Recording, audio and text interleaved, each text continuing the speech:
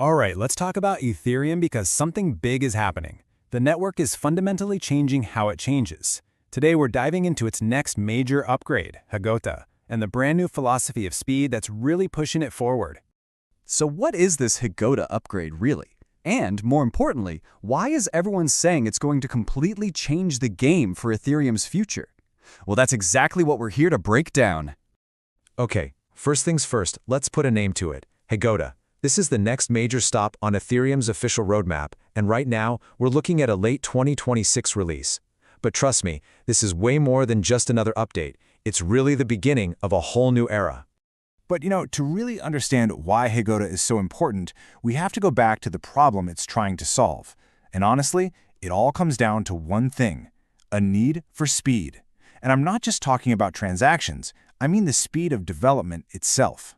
Yeah, for years, you've probably heard the chatter, right? The community was basically saying, hey, development is too slow.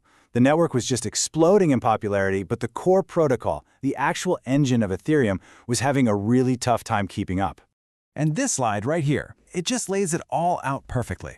You've got the old way on the left, these huge clunky upgrades that happen maybe once a year. Now look at the new way. It's all about being nimble, shipping smaller, more focused changes, and doing it way more often. So this really brings us to a whole new philosophy for how Ethereum gets built. And let me be clear, this isn't just some small adjustment. We're talking about a total overhaul of the roadmap. And it's happening because developers actually listened to all that community feedback. I mean, check out this quote from the source material. It says it right there. The whole point is to ship network changes more frequently. What that really means is moving faster, being more responsive, and putting an end to those super long waits between big new features.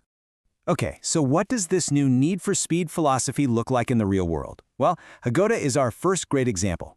It's the first major upgrade that was designed from day one with this new approach. So let's pop the hood and see what's inside. All right, to really see the pace, look at this timeline. The Fusaka upgrade just happened. Next up is Glamsterdam in the first half of 2026. And then, hot on its heels, we get Hagota in the second half. I mean, think about that. 2 major hard forks in 1 year. That's something that would have been totally unthinkable just a little while ago. And hey, here's a little fun fact for you. The name Hagota actually tells a story. It's a mashup of Bogota from a dev conference for the execution layer, that's where all the transactions live, and the star Heze for the consensus layer that keeps everyone in sync. Kind of cool, right? It's a nod to how both sides of the network have to work together. Okay, now for the main event of Hagota, Verkle trees. This is a huge deal. It's a brand new, super advanced data structure. Think of it like a massive efficiency upgrade for the computers, the nodes that run the network. Instead of having to process mountains of historical data, they can use these tiny little cryptographic proofs to verify stuff. It makes everything incredibly light and fast. So what does that actually do for us? Well, it sets off this amazing chain reaction. You implement Verkle trees, right? That immediately slashes the hardware costs for running a node. When it's cheaper to run a node, way more people can do it. And when more people participate, boom, you get a more decentralized and ultimately a much more secure network for all of us. Okay, let's pull back for a second. We've talked about faster upgrades, we've talked about these complicated-sounding Verkle trees, but what's the bottom line? Why should you, whether you're a user, a builder, or just someone who's curious, actually care about all this? Well, it really comes down to this. We're getting a more responsive Ethereum that can adapt to what we need, faster. We're getting a network that's more accessible, so it's easier for anyone to jump in and help secure it, which is, the whole point of decentralization. And maybe most importantly, this is a huge signal that the core developers are really listening to the global community.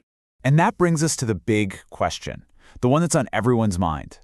The push for speed is on, and the benefits are obvious. But moving this fast isn't a walk in the park. It comes with risks. You move faster, you might introduce bugs. So the real challenge for Ethereum now is finding that perfect balance. How do you accelerate development without ever compromising the rock-solid security that millions of people depend on every single day?